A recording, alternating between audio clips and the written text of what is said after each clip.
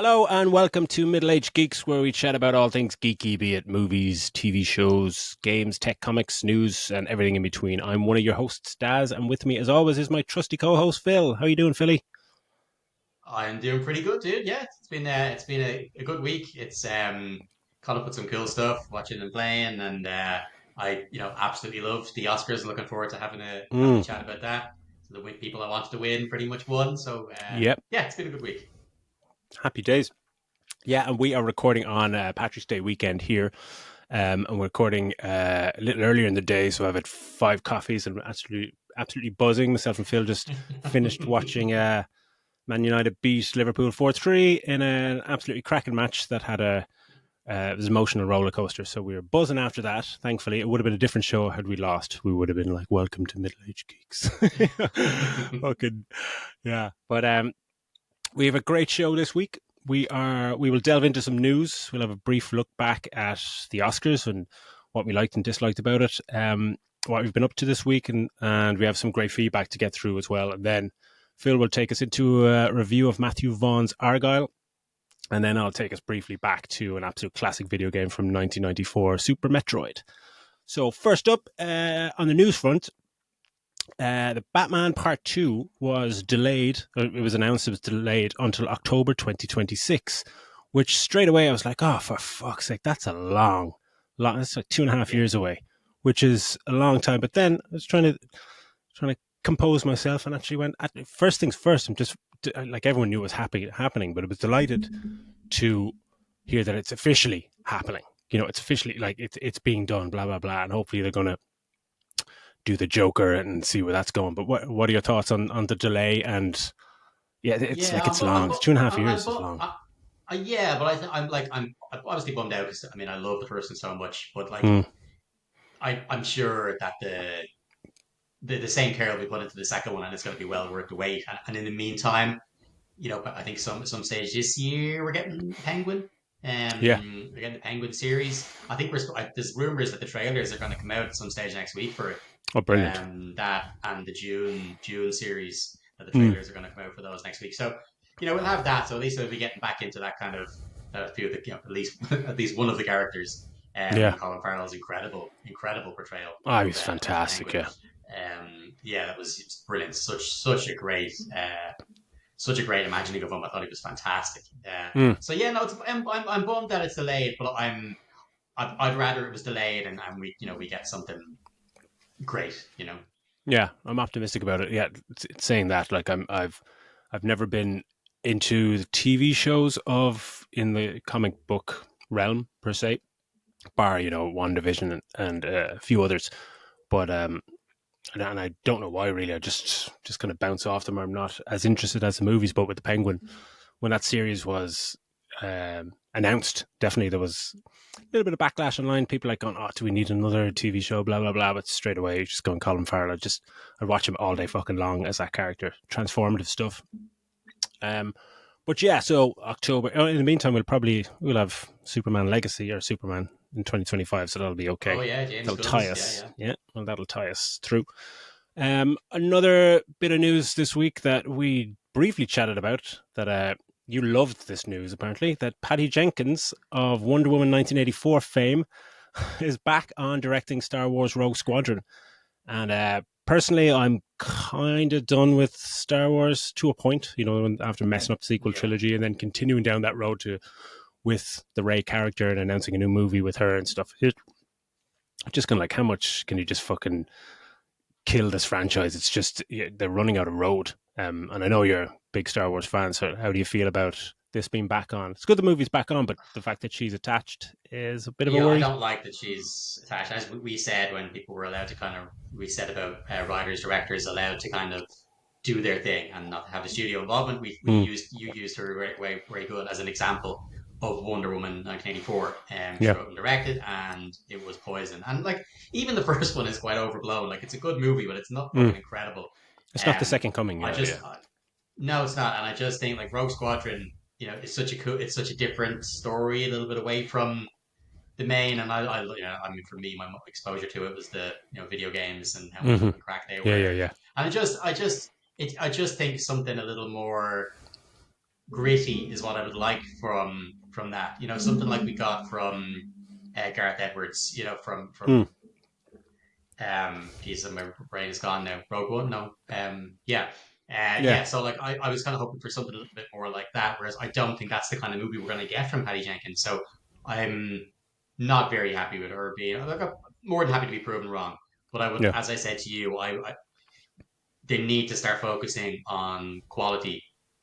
Both Star Wars and Marvel need to start looking at some home runs they can hit because they're absolutely. putting out average to poor. And if you look at the stuff like John Favreau and stuff has done with the TV series, Mm. get him to direct one. Just go look, get him to direct Give one, him a put it out. movie, man. Get something. Yeah, they'll get something fucking solid. You know, you'll get a solid movie out of it, even if it's not fucking something that's going to shake everything up. But that's what they need right now, and I think that it's a gamble, a big gamble, to put Patty Jenkins in charge of this.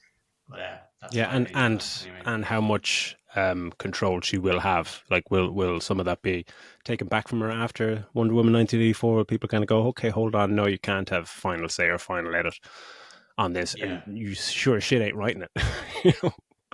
But she's down as being the writer. You know, that's she's Oh, down for as being fuck's the sake! writer. Like, That's the yeah, first. That's the news that came out. Not directed. It was her down as writing as that's my well. So main that's the problem. worrying Like, thing. yeah, yeah, the writing part. Like, I mean, because if she's just directing and someone else is writing, we might get something along the lines of the first Wonder Woman. Solid to decent 4-star movie. But yeah, Hardly, and hardly. yeah, we'll see, we'll see. But next up, the news is the Crow trailer came out. We were only speaking about it. Was last week or the week before? Or last week, and the image was released, and it yeah, it was kind of not so much uproar online, but it definitely divided fan base.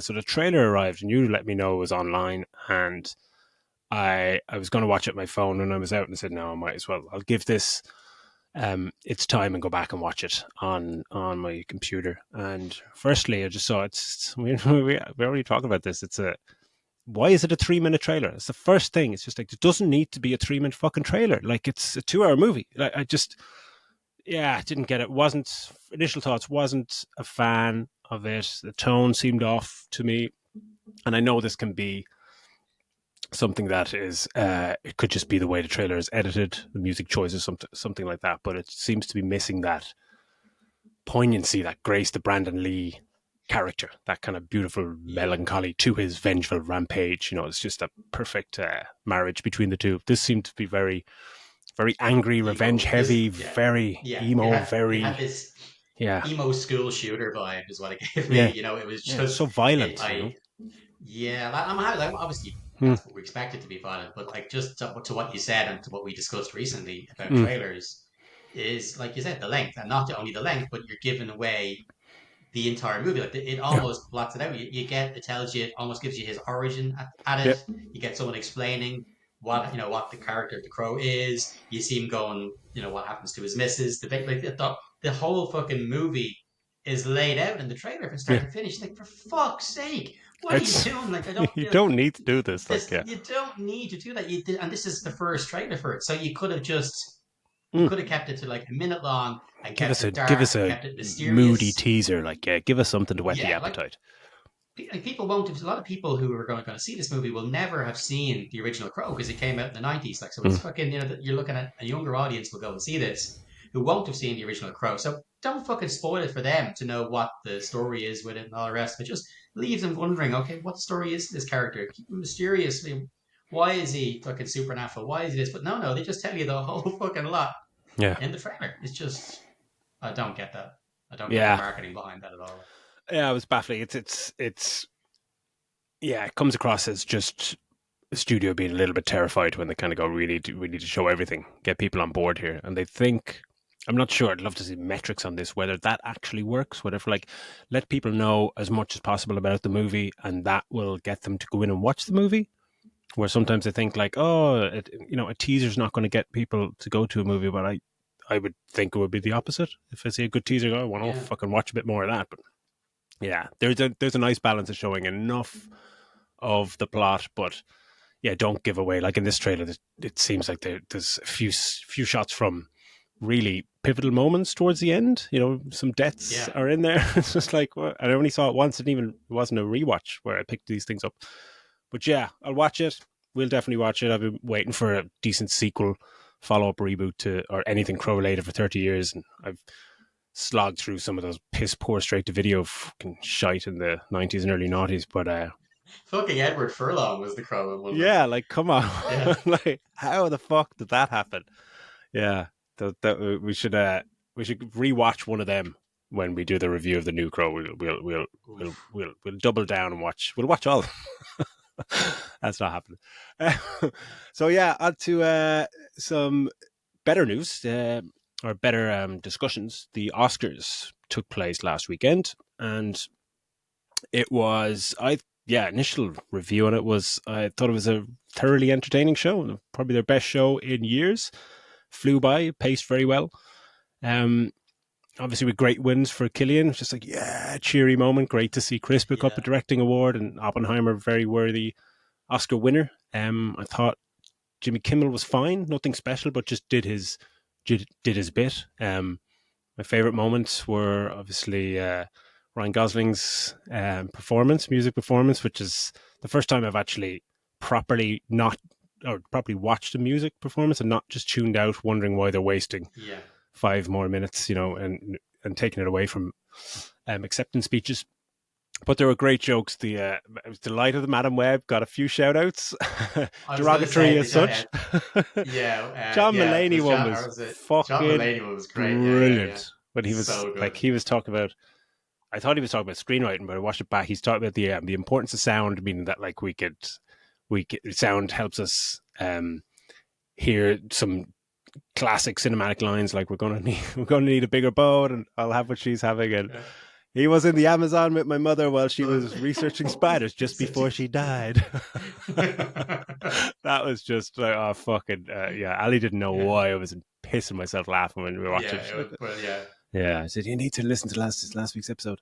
But yeah, I thought it was just really good. And Emma Stone, her acceptance speech, she's just a fucking dote, like an absolute fucking Yeah, dote. she's great, yeah. How is she so shocked? You know what I mean? She's so just raw and just doesn't. She's everything Hollywood is not. In terms of that acceptance speech. What were your other highlights for Yeah, I yourself? loved that. I thought I like again with you, I think Jimmy Kimmel was kind of didn't push stuff far enough. For me, I like an Yeah, Oscars host to be like I would like to see fucking Ricky Gervais do it, I like to see people getting absolutely. absolutely Yeah. you know. But Hmm. like I thought again, yeah, I thought he was fine. He was grand. I don't have any issue with Kimmel. I thought John Cena's bit was very funny. The Yeah, he's great. coming out in the nip, he was gas. I think he's great as well. Big John Cena fan. Again, I like you loved Ryan Gosling's performance. Really, he could everything he's in is great. All the interviews you Yeah. see with him, he just seems like a fucking sound dude. So yeah, that Hmm. was really great. Yeah, most of the wins I wasn't totally shocked by. I think most of them were like, okay, yeah, fair enough. The Mm-hmm. one that stood out for me as a shock was the animated Mm.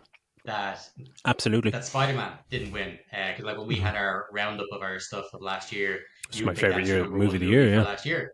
And I was saying I'd watched The Boy and the Heron, and although I think it's great, it's not Studio Ghibli's best work, and Yeah. I definitely don't think it's as good as Spider-Man by a long shot.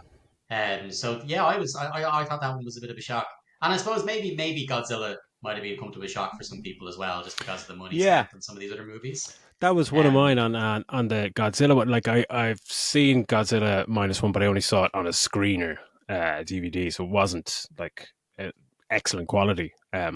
But like it can't have looked better than the creator, right? The creator was just as much as we picked it apart a little bit. Episode 1 way back when, but even just looking back at yeah, some of that footage, it's a phenomenal looking film for the budget. It's astonishing. What was your take on that? Like you've seen the yeah, two I was properly in surprised. cinemas. Yeah, and loved Godzilla. And like I'm as I said, we both enjoyed Creators, just that it Mm, didn't live up to what we thought it would be. But we yeah, both were gushing about how amazing looking it was. And I was surprised. That would have been my pick. But like Godzilla still does look great, and what they were able to do, yeah, like their mixture of practical effects and mm, real effects, and but just from a visual effects standpoint, I would have preferred to see. I would have picked a creator, but at the same time, the excitement, like those, they were just seemed to be absolute buzzers. The guys from Yeah, Godzilla, yeah, like they all they got, were see, they all had brilliant. their shoes. They all had their And the shoes. They little had like little Godzilla claws things. Yeah, and yeah, stuff, yeah. yeah, and little Godzilla statues, and they were just, yeah, they were just over to have fucking banter, like, and so they were. You wouldn't begrudge them the win, but I just Yeah, thought that absolutely. those two were the ones that stood out for me. Whereas the rest, you were kind of like, yeah, Robert Downey Jr. was incredible, well deserved his Mm. award. Um, everyone was great. You won, I forget her name, Divine or Devine, I can't remember her surname, who won Best Oh Supporting. yeah, yeah, yeah, yeah. Yeah, she in the holdover, she's fantastic. Mm. So yeah, they were all. Yeah, I was happy. I was happy with the winners, obviously, especially Gillian Murphy. Absolutely, yeah. And I think a few things that yeah didn't go so well, like some of the presenting things, just didn't kind of hit. And I always find it funny that you have these actors coming out just to present, a line or two, and you see actors unable to act on stage. Yeah, You yeah, just yeah, kind yeah. of The get it wrong, Melissa awkwardness of it, like. McCarthy and stuff, and just yeah, get it kind of wrong. But Al Pacino, like doing his best drunk uncle at a wedding, like Like that. whose idea was So it to give him that and to deliver the best picture final prestigious award in that manner? It was baffling. It's just like, what is yeah, happening here? It felt it's so like he was flat. awake on the Like, couch. It's like he was asleep on the couch and someone just woke him up out back. It's you're on, and he just threw him an envelope and he fucking stumbles out like fucking Oppenheimer. yeah, yeah, yeah. He looked out of it. Absolutely. It was a bizarre choice. Well, yeah, I agree with that. My other gripe just always would be, firstly, Lance Reddick wasn't on the fucking in memoriam thing, Yeah, which yeah. bothered me. Hmm. And then the other one was I didn't care for the five previous winners. That's my Doing main that. fucking thing. Like, it's hit Yeah, and miss with them because they come out and five winners come out, and it's they do this every kind of 5 or 10 years. They're gonna go, oh yeah, instead of showing clips from the actual movies, the previous winners come out and they each talk about a specific person. But some of them work, like Sam Rockwell talking about Robert Downey Jr. They obviously have a connection. They know each other. They've worked together, and it's very kind of it's slightly scripted, but it's definitely there's a bit of connection, a bit of ad libbing going on there. And then you have like Brendan Fraser or something just delivering something and just reading from a teleprompter and just talking about Bradley Cooper, and you can just it's just like they've never fucking met each other in their life. It's just like, yeah, your work is so astonishing, and it's just like, and the reaction of them is like, oh, thanks so much, and it's just so there's nothing there. It's just like yeah. they need to fine tune that because it works and then it doesn't work. And it takes That too was one of fucking my long. big gripes. Yeah, yeah, exactly. And it takes too long. But in terms of the in memoriam, fuck me sideways. It was just like they're cutting to a wide shot of like dancers going around and whatever. I know it's nice that somebody delivers a lovely song or whatever, and it's fine to have people on stage doing that. But what the fuck are the dancers going around? They're not showing. I couldn't see the names of the people who had fucking died, Yeah, let alone what their job was. I'm just like, what are you doing? Just play the fucking song, cut to the guy singing, and then just cut to the screen and just give these people who've passed away their fucking moment. Just like, oh, let's cut to the sweeping white shot. These fucking stupid dancers. Oh, just that drove me fucking insane. It's yeah, overproduced. It's overthought. It's just like, fuck off, man. Just yeah, that wrecked my head. But all in all, yeah, thoroughly enjoyable evening and well worth staying up for, I think. yeah. So Agreed. yeah, so let's get on to what we've been playing and watching this week. What have you been up to? So playing Final Fantasy VII Rebirth. Mm, Now I've only started. I've only played a few hours of it, so I'm still like in Nibelheim. I've only just started. yeah, But God, it's just a gorgeous looking game. yeah. It's just fucking beautiful. Like that, it's straight away. I just the music, everything kicks in, and just straight away Mm, felt like, oh yeah, this is it. Like I was humming and hawing about playing it because it's such a commitment to get back into games of that size. It's like, oh, yeah, yeah. do I really want to start? I said, fuck it, I'll just download it. But once the music kicked in from the start, like, yeah, that's it. I'll definitely be getting this finished. So, I've had to do a good bit of running around the past few days, and so I haven't gotten to get stuck in. But I'm hoping to now during someday during the week I'll get cracking into it again. With regards to watching, so there's one thing I watch. There's one thing we talked about before, and we didn't get Mm, to go and see it in the cinema. which was Sisu. So I Mm. finally got around to watch it, and it's about the he's like it's basically a one guy fighting a bunch of Nazis, Yeah, yeah. a guy in Finland, and he's like And the this trailer looked fucking he's fucking like an insane. ex marine. He says, and this is no joke. He says two lines in the entire movie, and the last two lines of the movie. That's it. It's incredible. That's He doesn't say brilliant. anything in the whole movie, but he's just this fucking badass, and it's just some Uh, of the death scenes. But who doesn't love seeing Nazis getting killed? yeah, yeah, yeah. Like there's I won't ruin the whole thing, but there's one great thing where he's hiding from them. He's underwater and he's hiding from them, and they're after him Yeah. to get what he has. And so he's out in the kind of river, and they send out the Nazis in the boat. They go down and get him, go down and get him. So this guy fucking swims down while he's under there. Our protagonist slits your man's throat, right? Puts his mouth up and breathes the air out of your man's lungs so he can stay under there longer. It's fucking awesome. That's the best It's thing I've ever heard in my life. it's fucking awesome. But there's just loads of really cool death scenes, loads of laughed out Oh, loud, it's like so cool. fucking Yeah, yeah. shocking death scenes. It's a lot of fun, very gory. It's good crack. So I definitely recommend that one. And then the only other thing I Brilliant. watched, I started watching the Last Airbender, the live action Oh, yeah. Is it Last any Airbender. use? Yeah, I'm enjoying it. Like I'm not Yeah. sure if I never watched much of the original animated series. I Mm. know some I saw friends the love it and fucking talk movie, highly of yeah. it, but The Shyamalan movie. I saw the Shyamalan thing disaster. Yeah, but I decided no, I'd watch this. Now I'm 3 episodes in and I'm enjoying it. I like the little kid who plays the main Mm. character is Ang. He's really good. The visual effects are pretty good. Like I'm enjoying it. But Sweet. yeah, that's about it for myself. What about you? Played a few things actually this week. Mainly because of trying to see what games look like, how they look like on the PlayStation Portal. You know, if I'm up on my bed playing. So I delved back into Cyberpunk, into the DLC. Finally played the DLC after downloading it and Sweet. never played it the first time. And it's fantastic. Yeah, it's the new area that opens up Dogtown.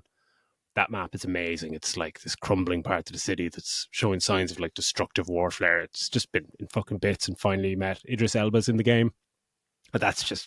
that's just cool, and he's just modeled exactly like Idris Elba. It's not just the character look, but the plot is intriguing. It's opening up a bit, and yeah, just absolutely loving that. So that's been my main thing at the moment. I also got stuck into Roller Drome, this fucking crazy rollerblading game. But yeah, No. let me go on. It's a rollerblading futuristic arena kind of game, like a mix between Tony Hawk's Skateboarder and Schwarzenegger's The Running Man. It's this kind of but with Oh, so it's rollerblades. violent. Yeah, it's fucking super violent.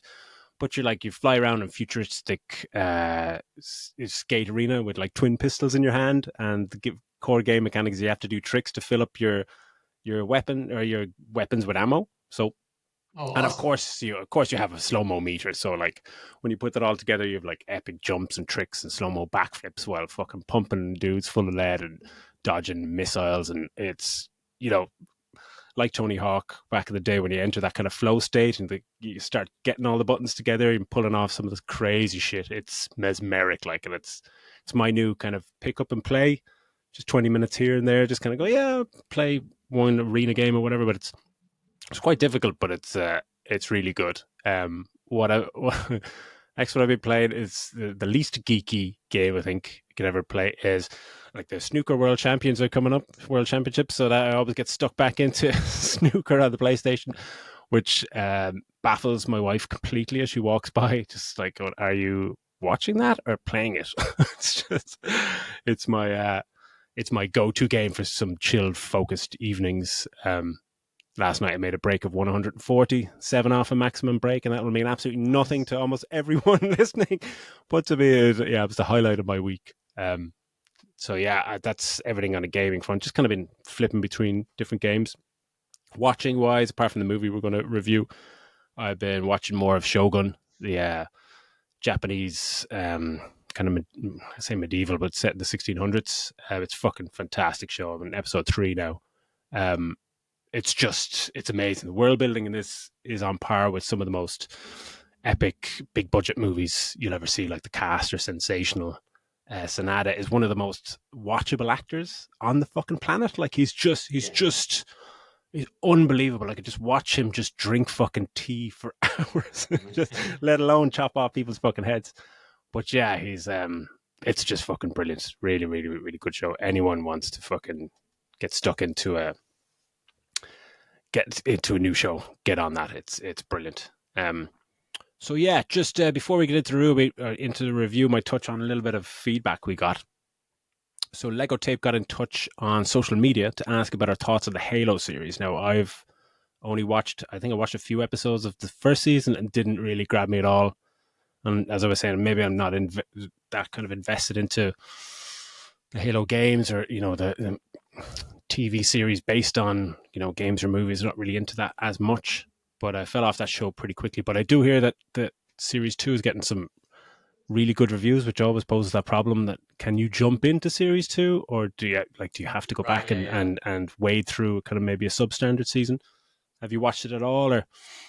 No, I haven't watched it, but I was gassed. I was only reading something online about it the other day, and there was people bitching and moaning about it. And I Mm. saw someone say on Reddit they were saying it's a prime example of people who haven't played the game or something, or who've Oh made yeah, it. But I yeah. was like, but I was thinking like I played the Halo games, but I couldn't tell you the fucking story from the games. I know Mm. like Master Commander is the name of the main character, Yeah. but that's it. Like I play those games to blow up fucking aliens and mill Mm. through it.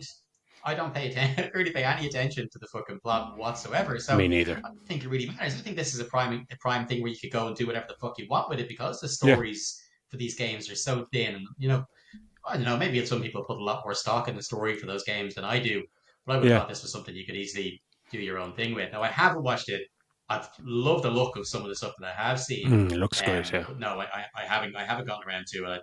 I'll probably do a I'll probably do a binge watch of it at some point Or uh, just do a this recap of year. I'm season sure. 1 and get Yeah, stuck into season 2 or something like that. Um, yeah, but yeah, it's definitely the season 2 is on the radar anyway. Might yeah, maybe binge it at some point. Next up was Simon emailed us in to ask us about E3. Comic Con asked if we'd ever been to E3 or San Diego Comic Con, because he was just lamenting the fact that E3 is gone by the wayside and has been indefinitely cancelled. For anyone listening who doesn't know, E3 is like a video game showcase event that used to be the pinnacle of the video game calendar. And myself and Phil have been planning to go for that for fucking decades. And oh, so we were with, trying to think of ways to get us like how could we get ourselves press passes? How could we get ourselves yeah, in there oh, in some way? But there's no way we were ever going to get invited. Like we were yeah. planning this back when we were like 20 something years ago. Like, how Yeah. could we get to this thing? 2 decades on, we Um, still didn't figure out how to get there, but we did. I remember we were in the queue for San Diego Comic Con tickets once one yeah, year, yeah. and It's such a weird, just yeah, it's such a weird way of trying to get tickets, and it just kept timing out, and it's just like, what the fuck's going on here?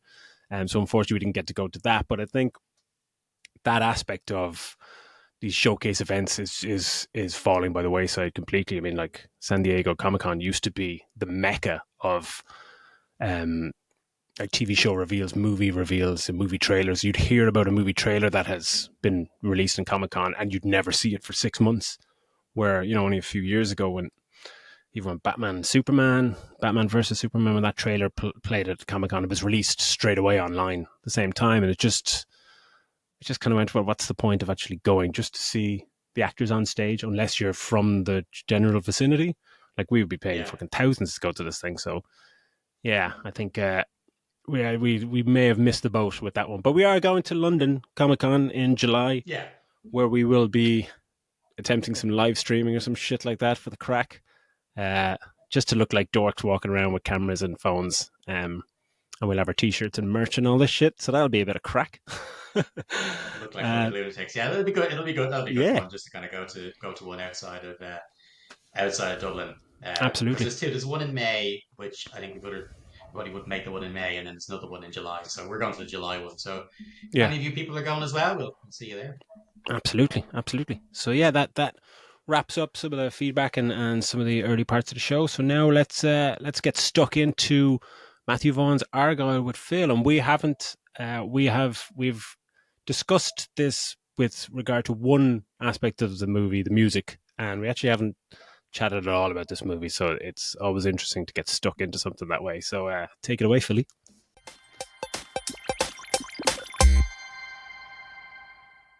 Cheers, dude. Yeah, this is I'll give you the synopsis first, and Daz, I'd like to hear your Mm, initial thoughts. So this, as Daz said, is directed by Matthew Vaughan, and the kind of synopsis is that there's a reclusive author who writes espionage novels about a secret agent and global spy syndicate.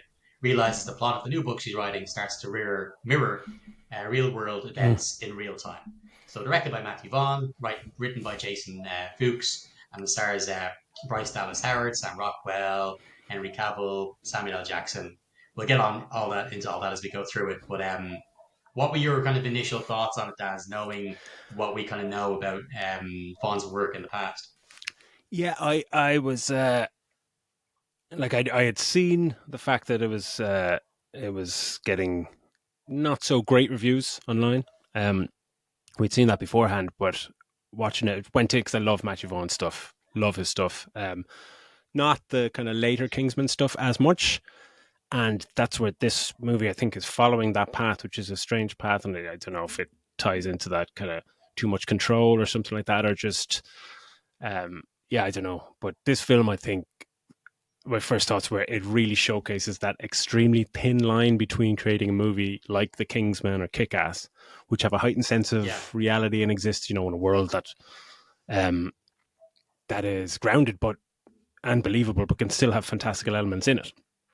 And creating a movie like this, which tries to kind of traverse that similar fine line, but falls ever so slightly into the realm of slapstick and nonsense, and then kind of becomes a bit silly and daft. And that's where I think this movie is. It just misses a mark tonally ever so slightly, but by doing so, I think it falls off a cliff into like buffoonery, and I just couldn't really give a shit about anything that was happening. And there are very questionable choices in terms of the visuals. I don't understand why there's so much CGI in this yeah, movie. We'll obviously get into that. I know, like, it was filmed around pandemic times, and I think it was maybe difficult filming circumstances, but there's no reason for it to look as bad as it does.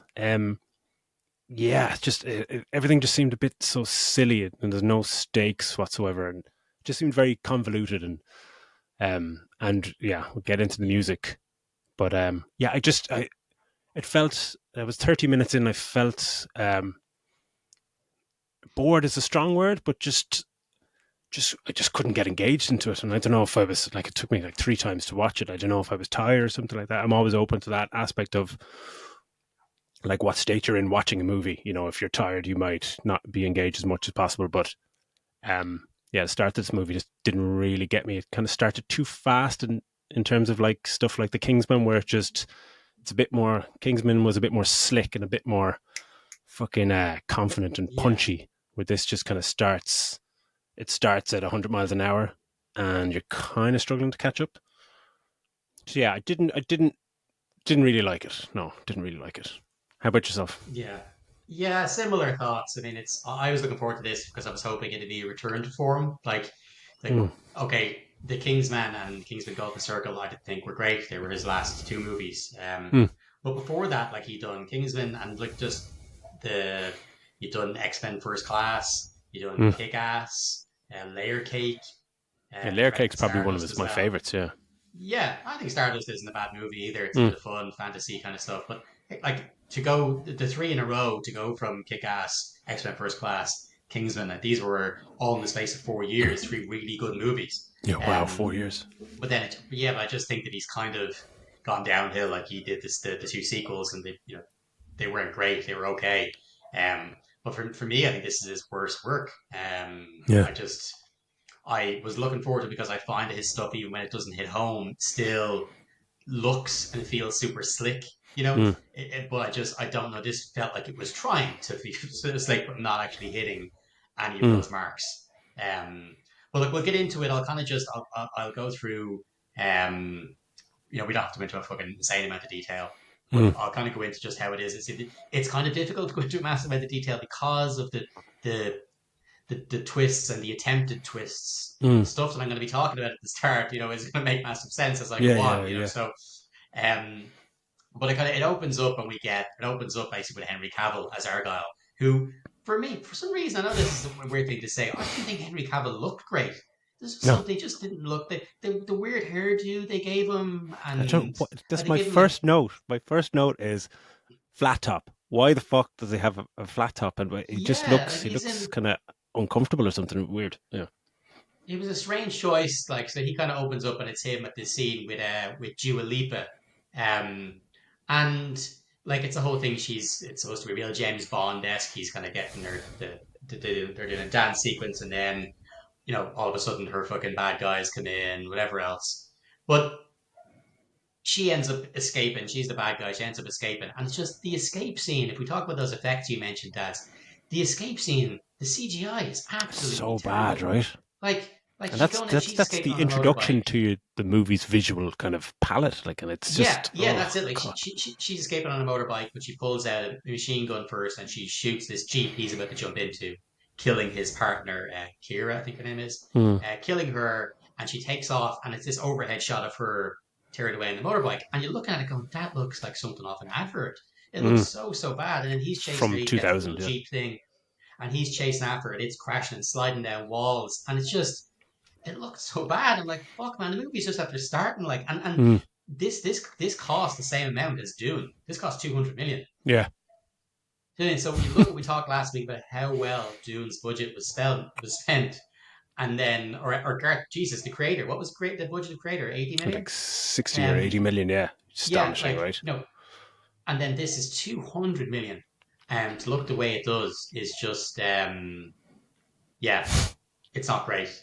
Anyway, they go, they go. Did you, besides the terrible effects? I mean, how did you feel about the setup? What direction did you think it was going at this point? It just yeah, like I understand the where like it starts with this kind of I keep on using the word slapstick, but this kind of hyper real um take on this world with the spy genre and blah blah blah. Like we're talking like the Kingsman, like they can do kind of crazy things and crazy action just things, like a Henry Cavill driving that fucking Jeep down and it's all great, but it just A, it looks bad, B, just like the kind of physical actions just look poor. It looks like it's like there's bits where she's grabbed off the bike by John Cena and stuff like that, which we'll get to later on. But Yeah, yeah, moments like that where you're just it's like, is this in the king, because this is technically in the Kingsman universe, what they say, is this Kingsman universe, or is this like Hot Shots Part 2 or something? It's just like, what's yeah, I just and I know we'll get to kind of the reveal of this introductory section, and but yeah, it yeah. just yeah, but even you're kind of hoping then that you're kind of going, oh, this is supposed to be this silly because there's it's her, it's part of her book or whatever, but it continues down that path for the whole thing. This uneasy feeling of like this is just not polished. It's all a bit kind of haphazard and doesn't look good. Doesn't yeah, it just doesn't. It's just not very tight in terms of yeah, just the feel of the movie. I just yeah, it was definitely unnerved by everything about it at the start. yeah, Yeah. yeah. No, I agree. It's here we kind of, as you said, it's here she's escaped from the bike, but she gets Mm. past John Cena is there. He grabs her off the bike as it's going past at like 100 miles an hour. He reaches over, Yeah. pulls Just her off. silly, like. They sit down to have coffee. John Mm. Cena, Henry Cavill, and Dua Lipa, and we find here she finds out that um they work for the same boss or whatever like that. Yeah, So he yeah. finds that his Henry Cavill's boss had tipped off Dua Lipa, and so she ends up pulling out some sort of poison and she kills herself. Mm. And then it cuts to the story being written. We cut to Yeah. it's or being read by Bryce Dallas Howard at a book signing, and she's the author and she's reading out what we've just seen. So she's right. The whole thing is that she's as I said in the synopsis, she's a spy novel writer and this main character Argyle. And so that's we get, oh, okay, that Mm. makes sense. This whole opening part is just thing, is this going to happen? And that's the thing that bothered me. We find out that she lives alone, and she lives alone, just her and her cat. And we see her, and she's writing the next book as she goes along, and it jumps then Mm. into the scene that she's writing with Cavill. And I don't like those scenes where she's telling him what to say, but she's having kind of writer's block. as she's doing it, and it's Yeah, cutting into them while she's writing, and they're acting out what she's saying, and there's too much. They're trying to do that throughout the movie, where they're jumping from what's real, what's not, what's the book, what's not, and it's not done well enough. It's jarring. yeah. I'm not a fan of those type of scenes myself. But Like what about there's you? yeah, like there's my main problem with that kind of stuff. I think we'll get to it later in the train sequence, where is this like the extreme point of view shots that Matthew Vaughan obviously thinks is fucking killer. Like, Yeah, where you see her blinking, and every time she blinks, as things change, reality kind of changes or whatever in her head. But that just was fucking mind-numbingly uh, excruciating to watch. It just annoyed me more and more. It annoyed me the second time they started doing this kind of stuff.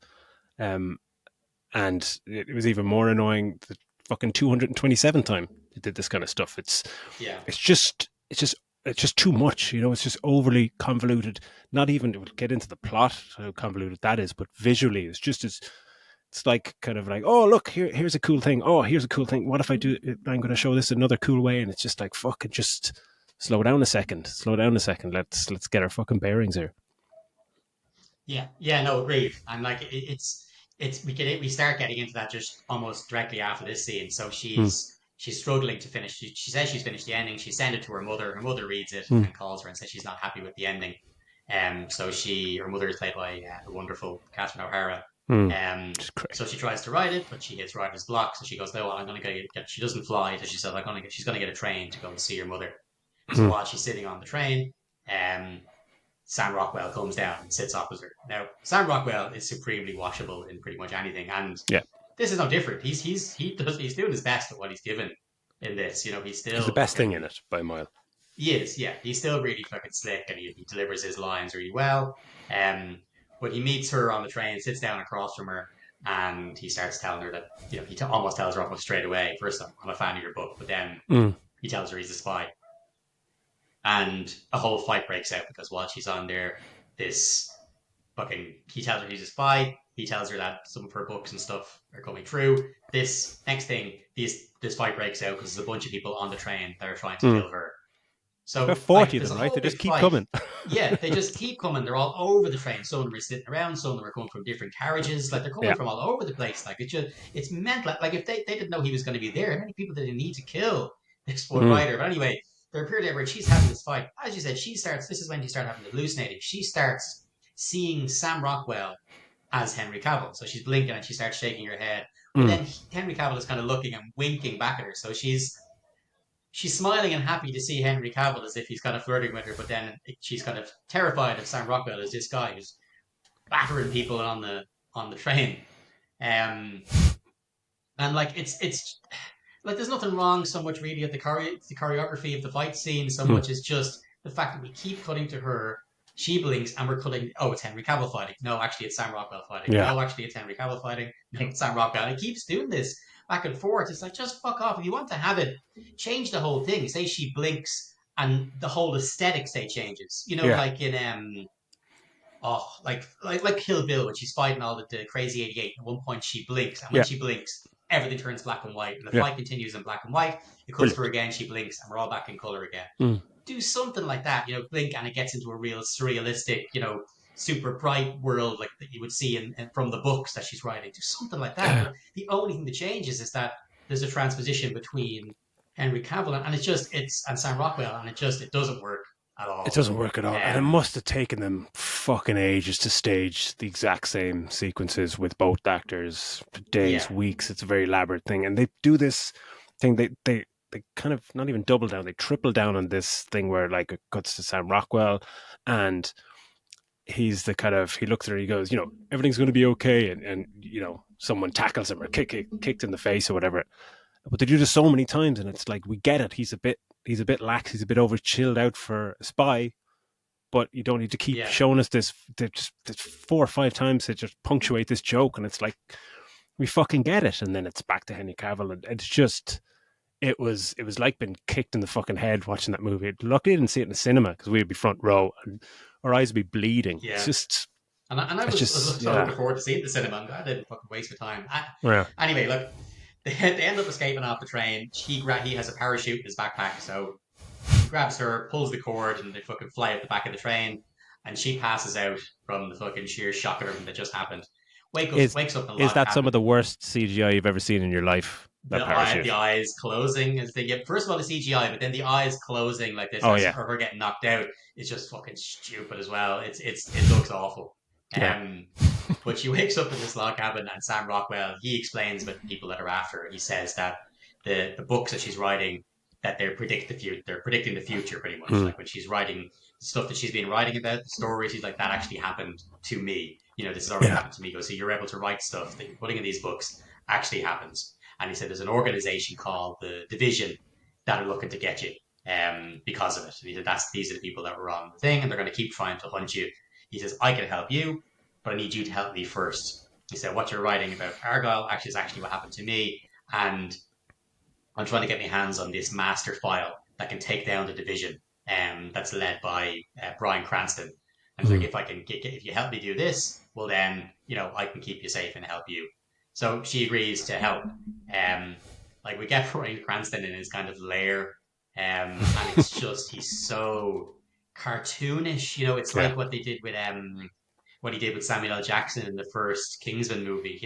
He's Mm. just so evil bad guy kind of thing, and it's One just note, yeah, yeah, and he's not as interesting. Like the cool thing about Samuel L. Jackson in the first one was he kind of had the lisp, and he was the bad guy who hated the yeah, sight of blood. He got freaked out by it, and yeah, yeah, yeah. There's he was something really quirky funny, to him. And Mm.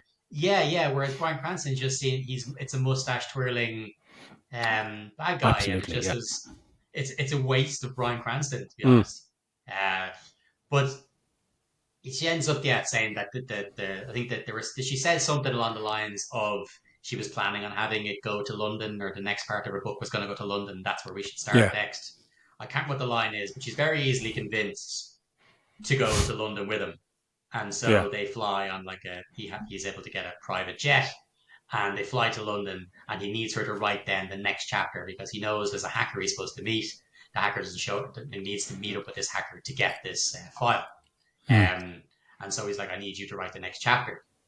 So like, did you find how quickly she got on board with this? Like he's talking about predicting the future, and she's like, okay, well I'll get my laptop out, I'll write this in the chapter, and Yeah. then she starts writing. He's like, no, no, no, that can't happen because of this. Oh well, I'll just come up with this other idea. She's like, have you got the burner phone? We can pretend that, and then she has a flash to a scene where John Cena and Henry Cavill are sitting there, and they find this thing in the phone, and he goes, no, I threw away the burner phone. Oh well, now I have to write something else then, and it's just That just confused me when I was she's watching. I'm just like, yeah, why is this yeah, happening so and quickly? And she was so against it, and now she's. It's just like, oh my god, yeah. I was yeah. highly Why is she not like confused at so? the time. Yeah, is she not like so? If I'm writing this, is this gonna come true? Is that what you're saying? Like she That doesn't seem yeah, to be saying any of that. She's just like, okay, okay, well, let me write for God's sake. And she's just she so she goes along writes with this this about the crazy story. premise, like, Yeah, so she yeah, writes. She's like, okay, well, what about this? And then if you found this, this would lead us to this satellite. And then wait a minute, this satellite leads us to this. So she's so it's so fucking it's she's like how she's not completely shocked by the fact that this stuff is coming true. You yeah. know what I mean? That the stuff And she's how she is leading knows on this to the next stuff thing. and all that. Yeah, Yeah, she's asking all the wrong but questions. It's like, yeah, yeah, which is frustrating as the viewer. So they end up it leads them to this apartment where they find some clues, and it belongs to the hacker of the apartment, and they find this logbook that belonged to him. hmm, But again, all of this, like he's ready to leave the room. She's like, no, look, these things all link up. Completely on board with the whole controlling reality thing so quickly, like she's on board with okay. So they end up hiding under the floorboards in the place because the bad guys show up. And they're hiding, but the cat that she has with her, this cat she's yeah, obsessed with, Alfie, ends up sneezing or meowing or whatever the fuck. And so the bad guys realize they're in the floor. So Sam Rockwell has to jump up out of the floor and take out all these bad guys.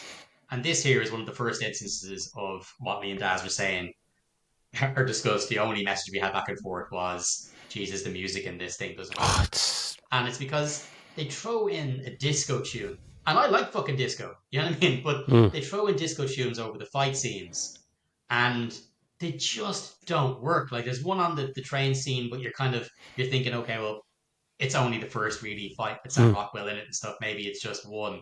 But then it happens again. We've got another fight, and it's another disco tune that isn't fitting with the fight scenes at all. Like Yeah. it's not working at all. And this is a theme then throughout the fucking movie. We'll come to another awful one later on, but this happens. They keep doing this for the fight scenes. Like, what you found this as perplexing as I did, guys. Oh, yeah. I don't understand and will never understand how the wrong music choices were made in this movie, and how Vaughn has gotten that movie trope so wrong that generally works um, when people know what they're doing. You know, when you take an action set piece and you can play it with like a lovely romantic ballad or whatever. If you get it right, the juxtaposition, the fucking polar opposites of the two just come together in something, and it just works fucking brilliantly. There's nothing better than hearing some lovely piece of kind of soft music with absolute slow mo carnage or something in the background. John Woo did it fucking great. Like loads of directors have fucking killed it. But the fact that in the editing room, Vaughn literally sitting down going, yeah, that's the fucking track. We fucking nailed it. Like this one's bad. There's just a lot of other ones. Like the one we'll get to later on is one of the worst um, moments or examples of this wrong music later on. Actually, the fact that we'll talk about that later on. But that is Yeah, it just takes you completely out of the movie. It's not something where like the choreography and stuff and can be all fucking great or over the top, whatever, but you're just there's something just fucking it's like something flicking you in the back of the ear while you're trying to watch it. You know, just like this music is awful. It's like, and it's not that the music may be fucking bad, it just doesn't work with the scene.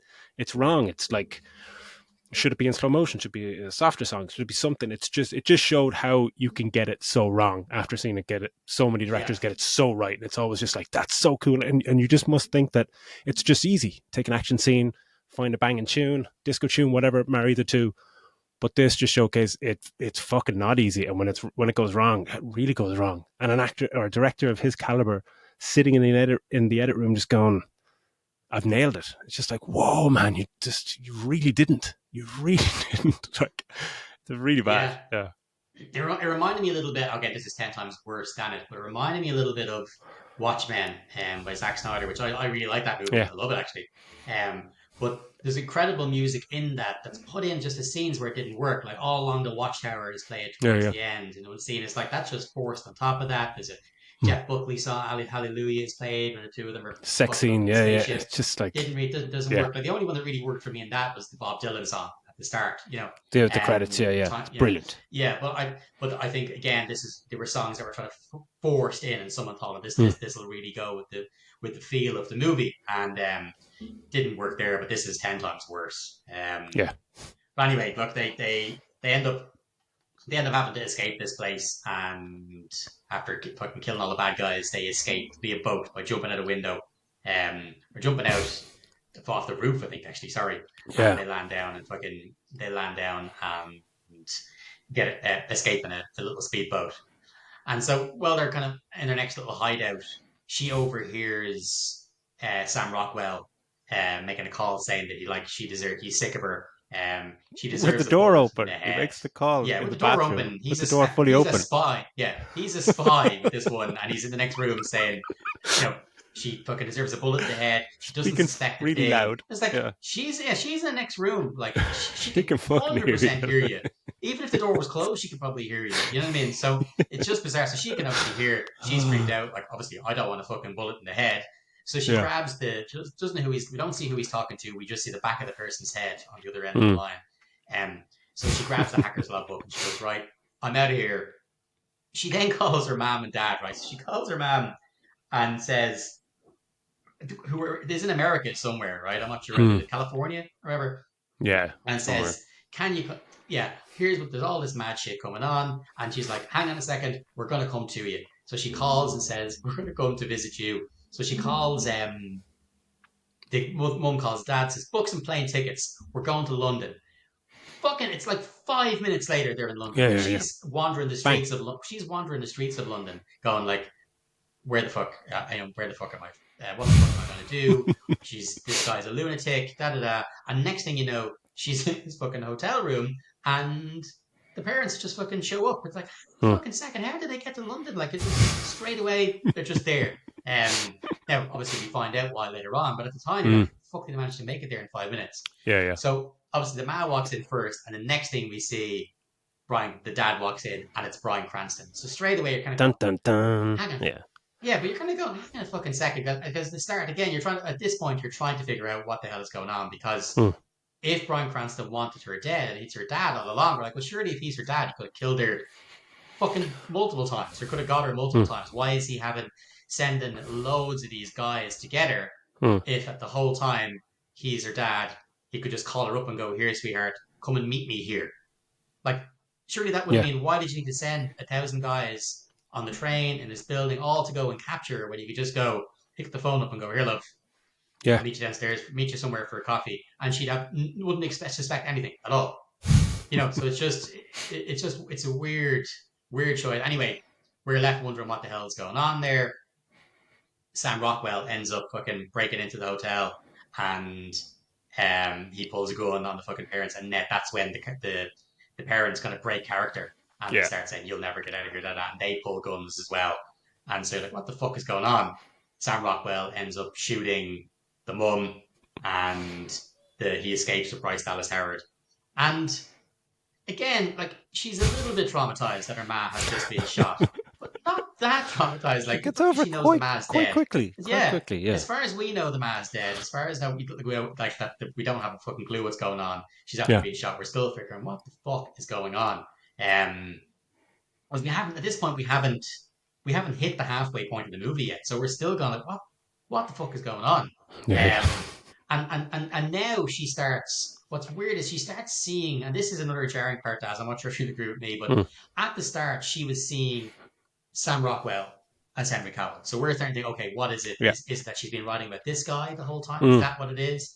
Now it changes that now she's seeing herself as Henry Cavill. She's seeing a reflection, and when she sees the reflection, she Yeah. keeps Just seeing talking to it, and herself. it's just like, what the fuck Yeah, is going? and Is that? she's talking to herself. So I say, why you say? I thought, why, and he's told you that she's been writing about him and da da da. Like, hang on a second, and why the fuck are we Yeah. seeing it? And Yeah. I thought again, that all was of this like. will. Yeah. Is that some kind of like the filmmakers thinking they're very clever, kind of going, oh, now she's seeing herself as this Henry Cavill. That like, is she subconsciously realizing that maybe she's something else, or is she Argyle, or this kind of Yeah, stuff? And you're kind of going, but there's nothing in the actual story to lend us to believe no, that that's and happening in her mind. Her parents just been fucking killed, like, or whatever. yeah, Yeah, exactly. And like we'll it get just that's doesn't where the make any direction is. sense. That's the direction it is going. But on the information we have to this point, all we know is that she keeps seeing him as Mm, Argyle, and at the same time, he has told her that the shit that's happened in the book to Argyle has actually happened to him. mm, So so we're already kind of, well, hang on a fucking second then. If why is she seeing herself? It's not, obviously it gets explained later on, but at this point, it's mm. infuriating that we're not, there's no, there's nothing that would lead us to believe that, oh, that's why you made that choice to make him see Oh yeah, yeah, himself, him as Cavill and now see you. So it didn't, I thought that was just silly. But they end up going to Sam Jackson, yeah, who turns out he was the guy who was on the phone later. And Sam Jackson is in this place in France, and it turns out his name is Alfie, just like yeah, the cat that she has. And this is where the movie completely kind of turns on its head. So this is the yeah, first big twist where something is kind of explained to us. So we find out the reason she's being seen herself in the reflections is that she's actually Argyle, as yeah, Taz just said. She's an agent called Rachel Kyle or Kyle. And so Ellie yeah. Conway, the writer, isn't her real name. She's actually Mm, Rachel Kyle. So Rockwell explains that she went on a mission. They didn't know what happened to her, but she ended up in this coma, and the division found her. Her memory was gone, and so the division ended up planting themselves, Catherine O'Hara and Bryan Cranston, as her parents, and gave her this mm. whole brainwashed thing, and just Yeah, brainwashed fucking history and all the rest of it, false history about herself. yeah, Um, and so she ends up, they give her like a notebook of all her notes, and so she ends up writing books which end up being a real account of her mm. real life. And it's unnecessarily convoluted. Yeah. It really What is. is You're just she? going, Yeah, what is the fucking point of this? And the yeah, fact that they're yeah, just going, and now like they're coming after her because her books are too real or whatever, giving away fucking secrets. Something, and you're kind of going, but this is 5 years ago. Like she's on her fifth book or something, which not. when the first book comes out and it's pretty close to the bone in terms of like their organization or giving away secrets or whatever is the point of it. You think they come after her then? Just like, she's a writer. She's probably pretty easy to find and shut up or whatever. It's just, it's too convoluted and I don't know if it's pointless, but it's just like you're kind of going, why is this so much fucking? You're like, you need to juggle four balls here. Why do you have 10 in your hand? What's going on here? Yeah, Yeah. and the brainwashing like doesn't make any sense. Like it's supposed to be Mm. this super like MK Ultra fucking brainwashing stuff, but like Mm. it doesn't. As you said, this is 5 years that she's been then writing books and da da da. Did I mention does she not have one friend in the whole world? And she kind of comes into it and go, well, do I have a Facebook account? Where are all my friends gone? Well, actually, no, Yeah, you yeah. don't know anybody Anyway, because that's what would have happened. She's not because otherwise, if she had it been found someone that actually knew her, they would have gone. Your name isn't fucking Ellie Conway. Your name is fucking Rachel Kyle. So yeah. she must have been isolated from him. So did she not ask any questions to her parents about her amnesia? Do I not It's know such a high fucking profile anybody? job to have Yeah, as somebody who's been brainwashed and is living a life that's a few years old. It's just like, yeah. surely you're not a thick as shit. Like, come on. Yeah, it makes fucking zero fucking sense. Like the brain, it doesn't make any fucking sense. She doesn't say anything like, "Oh, I don't have any memory from X amount" or that. Yeah. It's just on to the next plot It's point, on to the next plot point. Let's go. yeah, Yeah, yeah. yeah. They just keep moving and moving. Yeah. That was it was eye rolling fucking stuff. But like it's she as I said, she ends up making books, and it turns out they're like a real life account of her life and her Mm. missions. With Sam Rockwell and all the rest of it. So while they're having this fucking old yap about it, Sam Sam Jackson he cracks the code of the logbook, and turns out they need to meet this character called the Secret Keeper of Secrets. And so this is Sophia Boutella, Yeah. who was also in the first Rebel Kingsman Moon. movie, Yeah. and oh yeah, Rebel Moon. Mm. And so she'd only meet with Rachel Kyle. She won't meet with anybody else because she's the keeper of secrets and she's very serious about the secrets that she keeps, which is mentioned to us multiple times throughout. So she they end she up has going a to meet. line. She has a line when when Bryce Dallas Howard asked to use her computer or something, or she says you can use your computer. And she's, how does I know? How do I know it's secure? She says something like, "There's a reason I'm the keeper of secrets. Do you know why? Just like, oh Because I well, can that's keep enough. them. Because I Yeah, can keep them." You're like, oh wow, yeah, wow, that's okay. That's actually a line. Fucking hell, who writes this fucking drivel? It's I'm like, well, yeah. that's you like that solves that then. That's grand. Um, so anyway, look, but they end up going. They have to go. They say, look, you're gonna have to do it. She's like, well, I don't have all my fucking memories back yet. And that's oh, Mm. look, you'll be able to do it. The two of us will go. He goes, look, we were actually a couple before this. We were in love and da da da da. Let's go off and meet this secret keeper. So they go off to some sort of desert palace. Again, they don't Mm. show how they get there. They just fucking show up to this desert fucking palace place to meet her. And she has the master key. So again, there's this awkward thing where she has to pretend that Yeah. she knows who she is. She's kind of like, oh, I don't have Mm. to deal with your bullshit. And it's her being all awkward and everything. She doesn't quite get it. But while she's looking at the file on the computer, she gets this shocked look because she sees the names of the file of the people who were actually Yeah, involved in the yeah. division. And so, sure enough, it's Brian Cranston and da da da. But she sees a picture and we're like, okay, I wonder who that is. Why has she got this shocked look? Is it um, Samuel L. Jackson? Is it going to be fucking Sam Mm. Rockwell? Who is she seeing? Yeah, yeah. And then it turns out Catherine O'Hara, the ma, wasn't dead. She turns up and says, "Oh, I had a Mm. bulletproof vest on the whole time." Yeah. And then she starts telling her that now she needs to follow her real memories. So this is the one who had brainwashed her the whole time. Now tells her, no, no, no. Now No, you no, need to no. follow your No, no, real, no. yeah, and yeah, no, no, no. Don't mind those fake ones. Now I need now to be. First of all, don't remember the real stuff. Now remember all this fake stuff. Now remember all the real stuff. And it's just so fucking stupid. So she starts having fucking flashbacks. It turns out that she's the one that had killed the hacker, Bryce Dallas Yeah. Howard. Rachel was the one that had killed the memory, killed him. But the hacker had got the place fucking triggered, rigged with explosives, and so she had to she got jump out the window as it exploded, and she fell into a river, and she woke up with amnesia, and that's how Yeah. the division ended up getting her. And it's just like, for fuck's sake, would you stop with these fucking twists? Like, you already had the twist Yeah. that she's not who she thinks she is. And then there's a twist, okay, well, actually, she's Mm. a spy all along. And now, not only she's a spy, but she's actually working for the Yeah. guys And who are we her haven't identity. fully Yeah, got a grip on any of the twists before No, they yo, you're they not. pull You're the rug out no. again. You're just like, hold on, what Yeah, what's happening here? And they kind of go, okay, so she, no, no, no, it's next one, and they're like, okay, so is she? And they're like, no, no, no, something else, and it's it's just, yeah. that's like, That's talk about it's losing interest. You just have no idea what the fuck is going on, and you don't care because they don't give you enough time to get invested in anything. It's just like, look how smart we yeah. are, and look how quick we're making this movie fly past you. Fucking hell. And as you said, it's there's no time. It's just after we've just found this stuff out at his little place in France. We've just found out that she's actually Rachel Kyle and that she's actually one of the good guys. That she's after getting caught by the bad guys and they've been fucked with her Mm. head. That's what we've just found it out. The very next scene is with the secret keeper when and the Catherine O'Hara turns up. We find out actually no, she was actually one of the ones. She was the one who killed the hacker, and she's working for the division instead. Hold on a second, we only just found out. Like you said, let us sit with it for a while. Let us now start to believe Mm. that she's Rachel Kyle. We've no time to sit with that because now she's not Rachel Kyle, the good guy. No. She's Rachel Kyle, the bad guy, and supposedly Mm. Sam Rockwell wouldn't have had any idea. Let us sit with it for a few minutes, but they don't. But then Sam Rockwell is being fucking tortured to get the location, and he tells her, like, again, we've only just found out that she's been working for the division while Sam Rockwell is getting tortured. And he says, yeah, you were working for them, but you were playing both sides and you wanted out. It's like, hang on a fucking second, then who does she work for? Like, she's good guys. Now she's, and it's literally the very next scene. So it's jumping from set piece to set piece, and there's Yeah. three things have It's happened. scene to She's switched scene. Like, yeah. sides. Yeah, she's with the good guys. She's just arrived. Now she's with the good guys.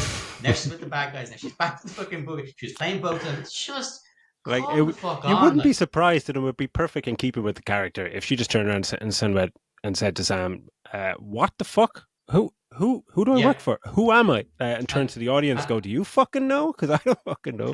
and that Oh scene, my god. I was expecting her to kind of okay, she's gonna have some flash, and then she's Yeah. gonna go fuck. I just remembered everything, and then kill all the bad guys in the room. But no, no.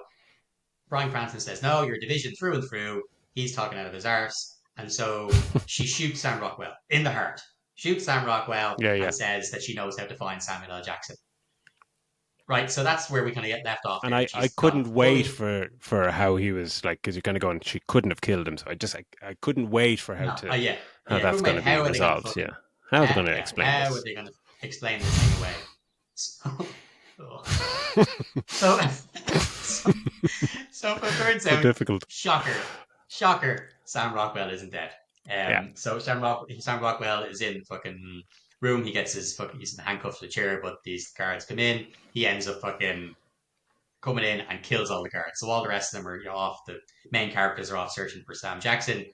Rockwell isn't dead. He kills the guards, and you still think he's up and he's jumping, he's moving around. And what the fuck is he doing Man's this? been But he shot shoots in the himself heart. up full of adrenaline. He gets all this adrenaline into his legs, into his arms. He's like Mm. multiple shots, and he's fucking like fucking Popeye with his spinach. He's fucking ready to Mm. go. He's going out to kick some ass. So then this has only just happened, and then it turns out she does remember everything. And now she double crosses again. So now she Oh yeah. double crosses the division. After just double crossing Sam Rockwell, she double crosses the division and she knocks out Sam Rockwell and she heads down to the armory. And at the same Mm. time, so does Sam Rockwell. And this is where we get our dumbass explanation of how he's alive. It's So she had astonishing. mentioned that she mentioned that a fan had said it to her in an email because the character of Kira we mentioned at the very very start of Mm. this section. We mentioned Kira was in the book was this person who got shot, and someone wanted the character to come back and sent her an email saying, you know what, if you shoot someone, like 1 inch to this fucking part of the heart, you shoot right through. It goes through and through. It goes one through one part of the heart, comes out the other. But once the hole is plugged, the person's fine. You're That's how fine. you can bring this character back. So she remembered that in that fucking second. It was in her Yeah. head. So she took the gun out, handgun from across the room, Yeah. and managed to And hit this perfect and shot through his heart. Sam Rockwell even addresses this in the fucking script. Like he goes, he said, Yeah, "Okay, that's the dumbest thing I've ever heard in my life." You said you purposefully shot me through an inch hole space in my heart after not firing your gun for over 5 years, based on an idea that a fan sent into you. And he just says that's the dumbest thing I've ever heard. And it's at the same moment I was like, that's the dumbest thing I've ever fucking seen in a movie. It's like it's played just totally straight, just like, Okay, that's okay. Yeah, let's just run with that then, will we? Fucking hell, that Yes, was it's yeah, fucking ridiculous. It's ridiculous. It's just ridiculous explanation as to why he's still alive. We have the little cut of her going back, and she's plugged up the hole in his heart, and that's why he managed to survive with like a tissue paper or something. yeah. Anyway, anyway, the two of them have to fight their way. This is the fucking dumbest shit ever. This is a big Well, action, one of two or three big action scenes, I suppose, as we finish up the movie. set it up with the whirly dance though. When they first get to Oh, the Arabian fucking place or whatever, they have this dance apparently that they do, yeah. So, oh yeah, and I it's should I the should whirly say, bird. yeah, yeah. So at the very start, when Henry Cavill is first dancing with Dua Lipa, he has this line: "Do you do the whirly bird?" The rain dance. Basically, you see it in the trailer. Fixed up. Your one's got her legs either side of his shoulders as he spins her around. It's supposed to be sexy, just looks awkward as shit. Yeah, He the ends up face and fucking crotch. Yeah, yeah. no, So cool. yeah, so when the two of them are so when Bryce Dallas Howard and Sam Rockwell are kind of he's telling her that they're coupled and da da da as they're having a drink in the Sand Palace place. She does that dance with Yeah, him. He lifts her up the same. She's wearing the yeah. same gold dress. The whole lot does a spin around. And you So know here what's they coming have to get back at out. some point in Yeah, the movie. You know what's exactly. coming Yeah. back. But here they have to get past these guards, right? So there's the guards are Oh, coming to the armory. They're locked in the armory. Of course, the armory's full of fucking machine guns, handguns, grenades, gas grenades, the whole fucking shit, like yeah, fucking like the Matrix fucking amount of yeah, guns. yeah, Like yeah. so, like right, they have to fight their way out of this room and kill everybody. And the whole scene is just the cringiest dumbest fucking thing. So the music choice, first of all, is Leona Lewis. I'm pretty sure it's Leona Lewis cover of a Snow Oh, Patrol song. That yeah. fucking Didn't even play the light up. That original is. song. So Run, yeah. yeah, so they're playing that, and basically the whole scene is in slow motion over this song. But they've rolled out these tear gas canisters because they've got their own. They've both got gas masks on. They roll tear gas out for some reason the tear gas stuff is all pink and purple Multicolored, and yeah. blue. It's multicolored gas that comes out of these tear gas things. So this fight's going on, surrounded by just really thick fucking gas. And it's supposed to make it look really cool. But as they're doing it and they're fighting, yes, he does that thing where he picks her up and he spins around. They're basically dancing in slow motion to this fucking song while they're killing people. Everyone, And yeah, this hearts are being made out of the yeah. fucking out of the gas as they're dancing and stuff like that. It's so fucking lame. Like it's just it was painful. I was watching it the whole time. It just end. It just make it end. Make it end. Like Yeah. just It goes on it's for a long time as well. it does, and it keeps you keep getting fucking point of view camera shots, of her Yeah, face yeah, inside yeah. the mask and Sandra as they look And at each other, smiling, smiling yeah, as yeah, they yeah. spin around, killing people, and it's supposed to be this Mm. mixture of okay, it's all this death, but their love is in the middle of it, and Yeah, and they it's could have been just murdered at any point yeah, during this. Like, yeah, as they're just fucking spinning around like fucking muppets. Like it's absolutely, and it looks I honestly terrible. think, The music is yeah, terrible. It was a woeful scene, it absolutely looks, woeful. it looks so bad. You can see in somebody's eyes, or like if somebody's telling you about it, or somebody did a storyboard on it, you probably go, "Oh, this would be fucking cool." And then if someone says, "What song are you going to pick?" You go, Run by I was going to say Paw Patrol by Snow Patrol. Paw Patrol fucking song would be even better. Um, but yeah, Snow Patrol, and it said, but no, we're not going to even use the original because maybe the original may have worked. It's a fucking good song, but like we're going to get the Leona Lewis. Like, just why they chose the cover, like in a Yeah, really it makes it even fucking. slower than the song already is. It's Oh my just god, you could ask Spotify to choose any fucking song, and 99% of songs will be better than this choice. It's just it's an epic fail of preposterous levels. It's just like this should not. If this scene doesn't work, you kind of go, all right, it doesn't work. But as you're saying, it was just cringe. It's just like I felt like I was in a cinema, with hand over my eyes, going, "Oh my god, I can't believe this is actually happening. Like this is really yeah, like embarrassing." embarrassed for everybody involved. Like yeah, and Yeah. and the problem is that we go from there straight into another fucking dumbass action scene. So we go down and Yeah. like this whole thing is taking place. They're on an oil fucking tanker or whatever the fuck they're on. They're on a big Oh yeah, ass yeah, fucking ship. Um, and so they're going down. They're trying to escape, and they're still being chased. When they go down, the bad guys come in. She starts fucking shooting, and all the bullet holes they're putting in is making all this fucking black crude oil is just spilling out all over the floor. So this Mm. engine room or whatever they're in, the floor is just becoming black with fuel. And someone says, "We can't fucking shoot guns in here. It'll light the whole Yeah, place up. So everybody, put your guns down. We can't have it." It's like, right, yeah, what the fuck are they gonna do to get out of here? So obviously it's gonna be something lame. The whole floor is covered in oil, and yeah. God almighty. The way they do it I is can't believe you're actually going to she say gets, this. yeah, no, yeah. To get in there, she gets two knives and she fucking stamps on them on her boots and turns them basically into ice skates because it's mentioned earlier on in the movie that she was a great ice skater as a Yeah. kid and that's a real thing. So she turns Sam Rockwell and says something along the lines of all that stuff about being an ice skater. I was a great ice skater, right?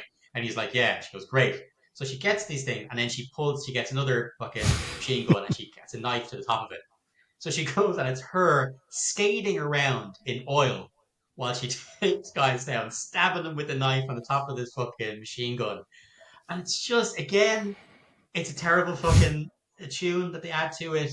And it's supposed to look really cool, but it's just laugh out loud stupid. Like, it's just, Mm. she's doing fucking spinning around. Like, why would this work? Why would it work? Why would these, why could she just stamp on knives and they go into her boots and now she can skate on oil the same way she would on ice? Like, it makes no sense. And It she's makes no sense whatsoever. spinning and she's ducking down and she's taking them out, right? And then, after going through all that fucking nonsense, the bad guys are going to start ganging up on her. She Mm. fucking reaches down, takes a machine gun, and shoots them all anyway. She does this fucking spin around thing and just unloads fucking bullets all over all of them. What was the whole point of the whole thing with the fucking skates then? Why didn't you just shoot them all to begin with? Like, it just. What was the It's point? baffling. Yeah, yeah. Yeah. It's just that what was the point of the whole scene you just It's showed just us if she's because just it's going to going kill to them all with look guns anyway? so cool. Somebody said it's going to look Yes. so fucking cool, man. It's going to be rad. It doesn't make sense, but it's going to be so cool. People, we're going to win awards for this fucking scene, man. People are going to lose their Do, shit. Do you know who did it better? Do you know who did it better? Jason Statham in Transporter. There's Oh a yeah. load of Oh, fucking grease, oil spilled on the absolutely. ground, and he stamps on the two pedals off the bike, and they stick to his Yeah. feet, and that helps Because him it to makes sort of. sense. So he's kicking dude's ass. He's able to move in the grease because Gives he's them wearing traction. these. He's Yeah. got metal things grips on his fucking or pedals off the bike, and he ends up battering, and they're slipping all over the place, and he beats the Yeah. shit out of them. Not a Shout out to good Jason. movie, but shout out to Jason Statham. But this, I don't know if this is where they got the idea for it, but Mm. absolutely shocking. Because It's again, he just just it's shoots just anyway. silly. It's just silly and stupid in all the wrong ways, pretty much. Yeah, Yeah. I think I think they end up getting to the bridge or something next, isn't it? Daz? It's when Brian Cranston is Brian Cranston's there, and it's for some reason they decide this cat who was kind of being Oh, she's this obsessed with throughout the CGI movie. cat. Yeah, yeah. This CGI cat. This cat is this cat has been docile the entire movie. He's done nothing but sit in a Totally. fucking backpack. You know what I mean? He's Mm. done nothing. He's just this thing. Sam Rockwell hates cats. He's allergic to them. Even when he Yeah, yeah. holds the cat and drops it off a roof, it doesn't get hurt. It doesn't do anything. It's those docile thing. But for some reason, the cat just fucking goes bananas, becomes murderous, and dives at fucking Brian Cranston Oh and yeah. Sam Rockwell has And been able to scratches kill him. his eyes But for some reason. They need his retina scan to send yeah, some yeah, fucking file, and it's like, yeah, oh, the cat just rips he his fucking eyes. It's yeah, just it's like, so okay, convenient. yeah. They walk into this big The room to plot needs fucking to do their happen. business, to upload. Yeah, they need to upload this file and send it to Sam Rockwell. But when they get in, he walks in behind and goes, "Well, you won't be able to do it because you need my eyeballs to do it, and I'm not fucking doing it. I've got a shotgun pointed at you." Yeah, yeah. And that's when the cat ends up fucking jumping at him. Sam Rockwell kills him. Like, oh god, well, what are we gonna do? How are we gonna be able to send it to him? Well, it turns out we can actually do it directly from this big fucking place up on the mast or whatever the fucking name of the part of the ship is called, the fucking dish or whatever the fuck it is up on the ship. We can go up and do it. Yeah. So they're in the middle of sending the file, and then we get another twist.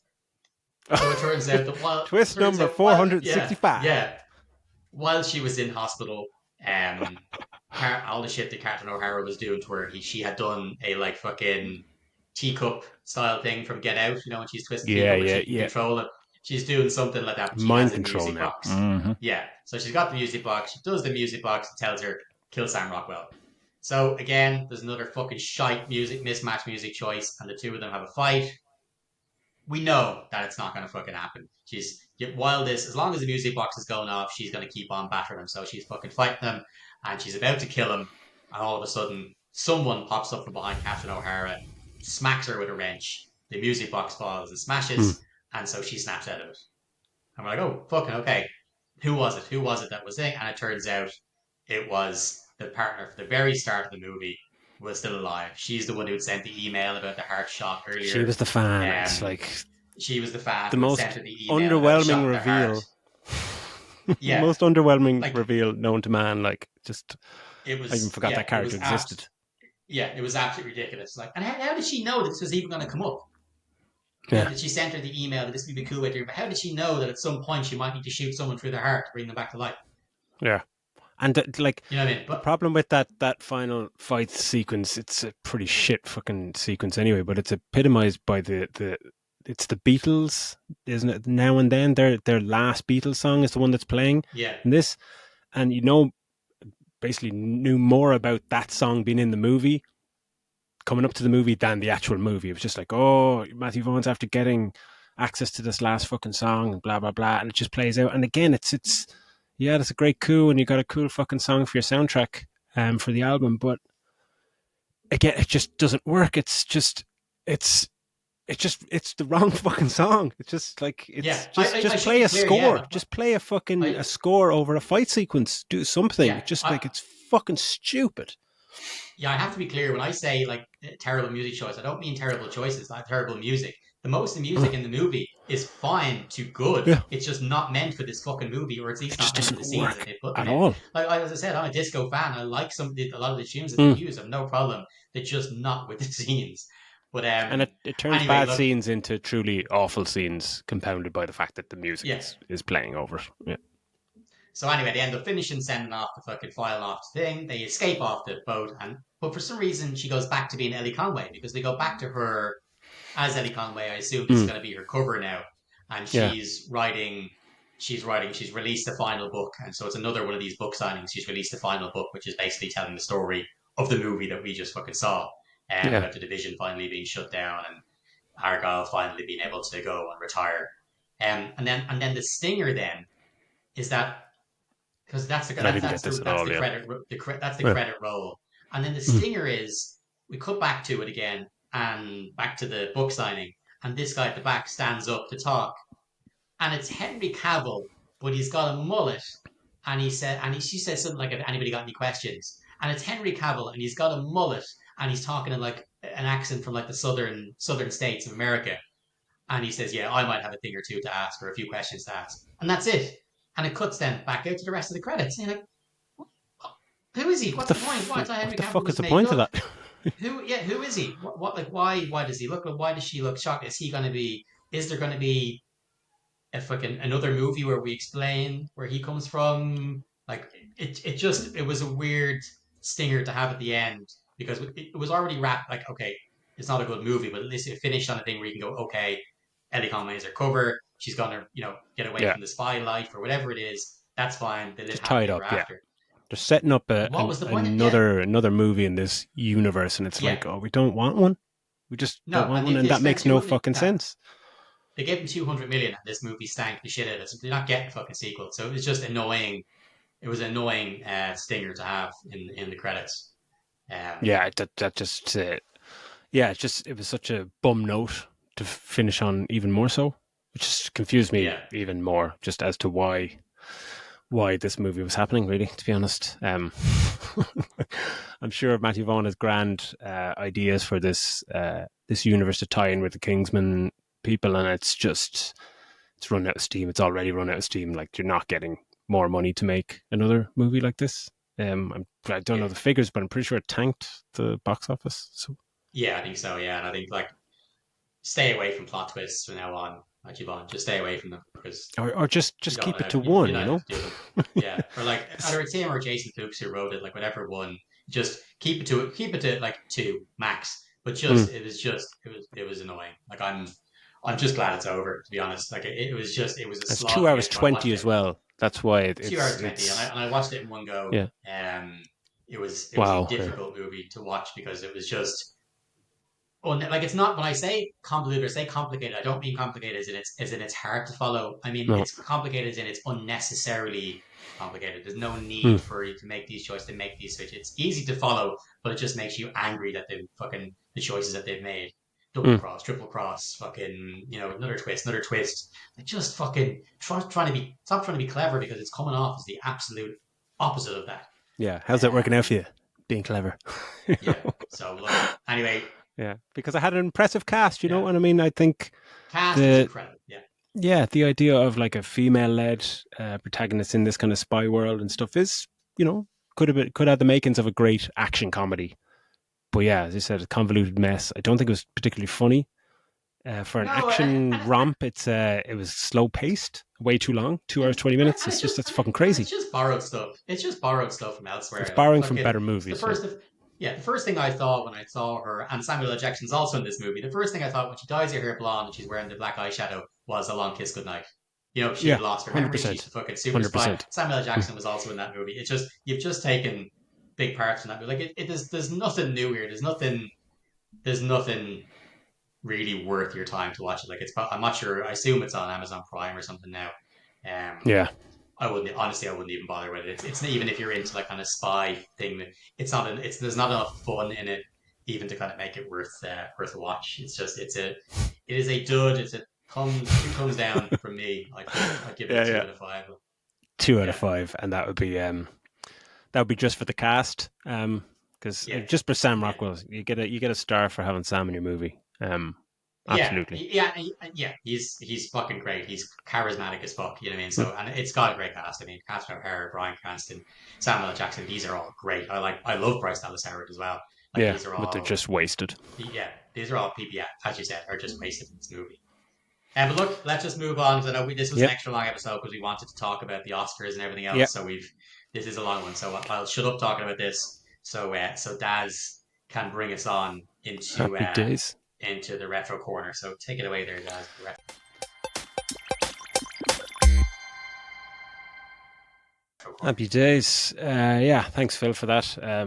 Another beauty that you don't have to watch. You can just listen to us bash it. Yeah, So now for the retro corner.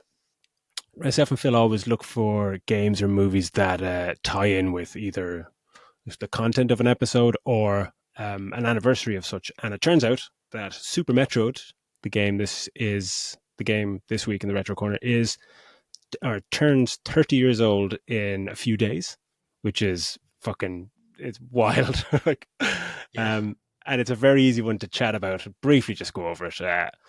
It was released for the SNES in 1994. It was the third entry in the franchise after the 1986 NES Classic, and the Game Boy Metroid 2 came out in 1991. Yeah, on the Game Boy. And Super Metroid is listed as a side-scrolling action adventure, but fuck me, does that description rob this game of its colossal impact in video game history, essentially. The original game in 1986 is actually a dear one to me because it's one of my first gaming memories, one of a few like that in Mario, and kind of my first foray into the escapism of video games. And the sequel, I remember when it was released on the Game Boy, was not so much of a letdown because it's a great game, but it was the fact that it was released on the Game Boy, in little handheld black and white. It was yeah, just like, yeah. what the fuck, we just wanted it released on the NES. I just remember that being slightly perturbed by that, but then Super Metroid arrives in 1994 on the SNES in glorious 16-bit color, and fucking yeah, what a fucking game. We jump into the boots of Samus Aran once again, female bounty hunter, and she was on a mission to a desolate planet, ZBs, to retrieve an infant Metroid creature stolen by the space pirate leader Ripley, blah blah blah. But I hadn't played this in fucking ages, and I played a little bit of it last night. And from the slow, like it's the pre-credit sequence, pre-credit intro with the eerie music, and there's like kind of cries of a captured Metroid in the background. We are told that the last Metroid is in captivity and the world is at peace. La la la. But this ominous opening is the perfect setup for what is to come. The game begins on Space Colony series, and it's a traditional side-scrolling gameplay. But once you flee the station to avoid explosion and follow the space pirate back to Zebes, that's when the game opens up, and that's where like the feeling of isolation in these games is just so meticulously crafted. The sense of dread, the atmosphere is astonishing, and it was only after watching or playing it again last night, things that I kind of missed, like on the opening credit title sequence, there's like dead scientists on the ground.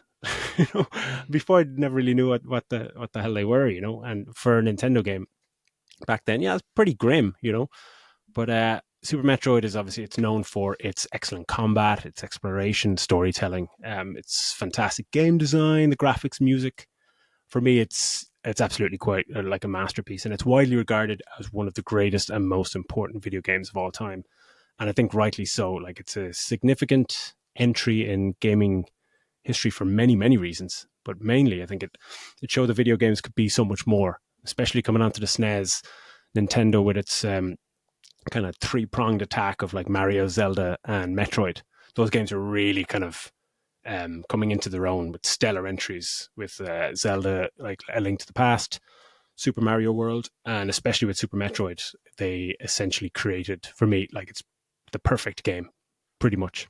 And when it was released back back in '94, like I was 15, I was completely absorbed by the game, playing it for months, what seemed like months.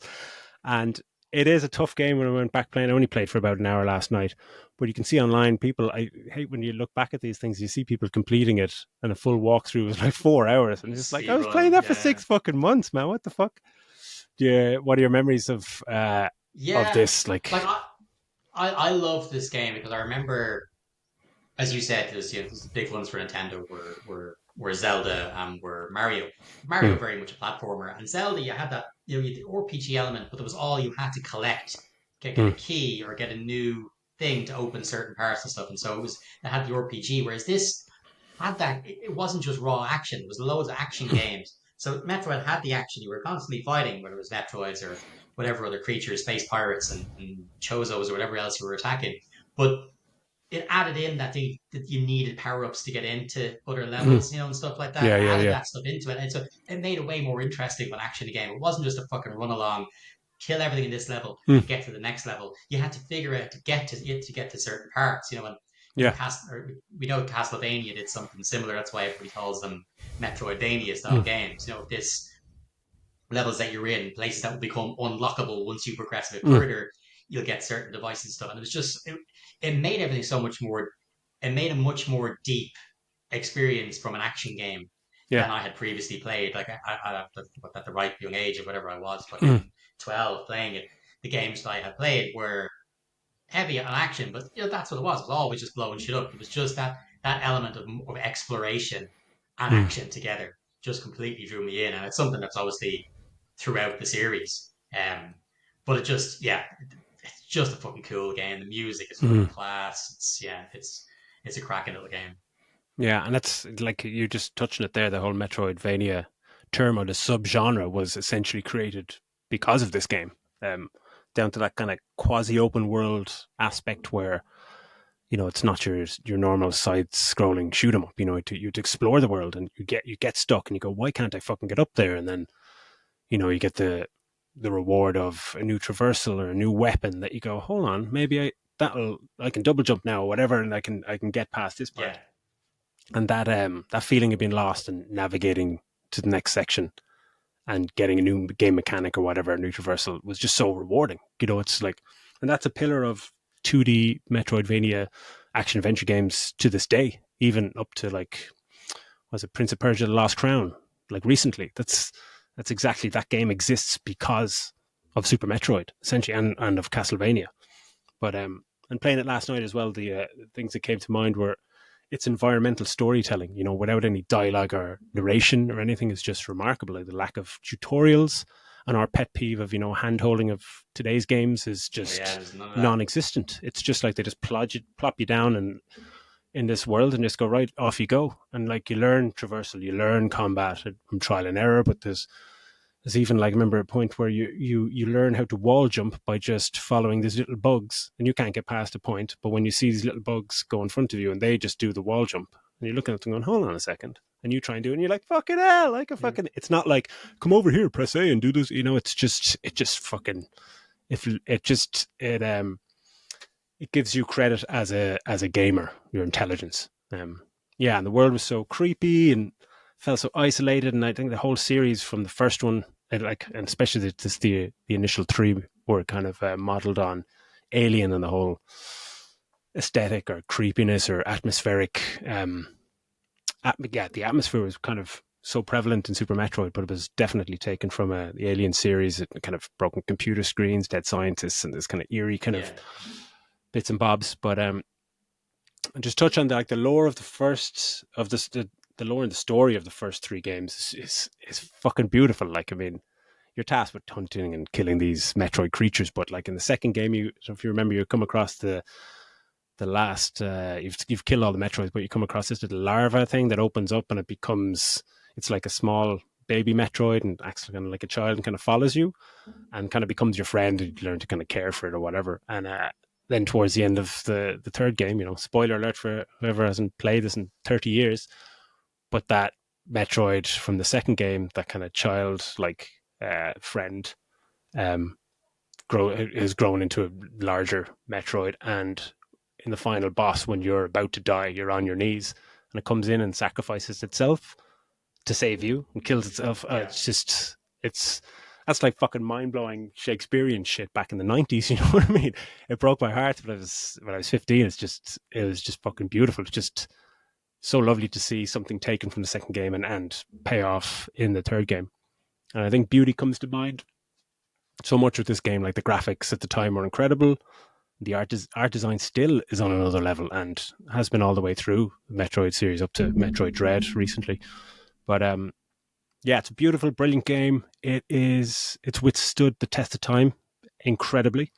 It's atmosphere, it's fluid gameplay, it's epic bosses. Like, some fucking still the toughest bosses ever. I got stuck in like second one last night. That's why I turned it off. Couldn't get past it. The graphics, genre-defining music at the time. It's an absolute classic and easily one of the greatest games of all time, and one of the most important games of all time, and still holds its own 30 years on. So if you haven't played it, get out and play it. You need to, if you have a Switch, you can get it on Nintendo Online or get one of those little mini SNES, SNES things. I think that's yeah, the only way to yeah. play it. Yeah, if you can get one. I have one here somewhere in the attic yeah, it's lost somewhere. But yeah, absolutely. Pick it up if you can. So yeah, this has been a long enough episode, so we will leave it there for episode 22, I believe we're on. So yeah, just thanks to everyone for the feedback and support and social media, and for playing and liking the podcast. If you have any comments or feedback on our ramblings, please get in touch on middleagedgeeks at yahoo.com. Keep liking and listening and sharing. Any final thoughts on all the shite we've been going on about, Phil?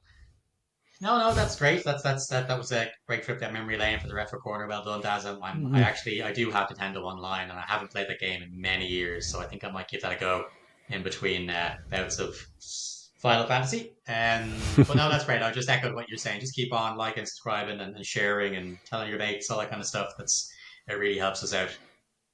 Happy days. Okay, so from me, Daz, and from Phil, that's a wrap, and we'll catch you next week. Ciao, ciao. Take it easy. Bye bye.